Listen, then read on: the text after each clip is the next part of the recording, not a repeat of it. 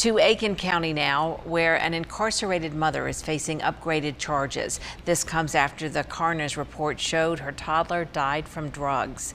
News Channel 6's Renetta Dubose joins us now live at the Aiken County Jail with that story. Fentanyl poisoning, that's the official death of Alexandra Howe's 1-year-old. 2 other children in the home also exposed to drugs. While Howe sits in jail, her children deal with the trauma. When the parents or caregivers are addicted to substances, I don't care if it's drugs or alcohol, we see a lot of neglect occur.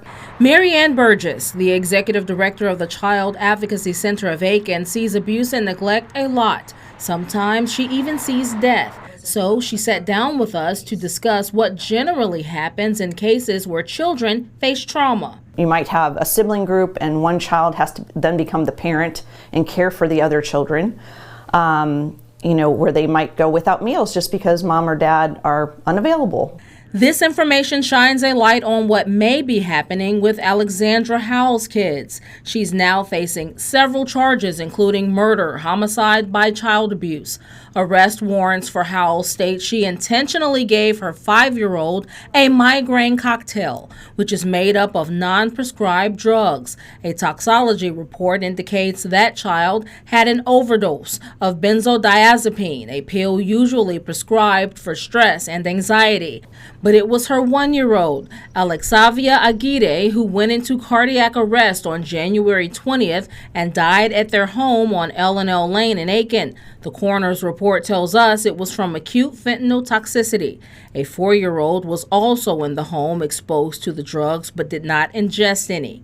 Howell told deputies she took her 5-year-old to the emergency room because she suffers from bad migraines. But when they arrived, she never went inside because the child stated she felt fine. She claims she monitored her for an hour and a half and then went back home. When they arrived, she noticed the 1-year-old was cold but breathing. She moved her closer to an air vent and went on about her day. Later, that child's lips turned purple and she wasn't breathing. That's when they called authorities. In these cases, Burgess says, you have to work with other family members who are not offenders. And it's just a series of therapy sessions with that child. The caregiver is involved.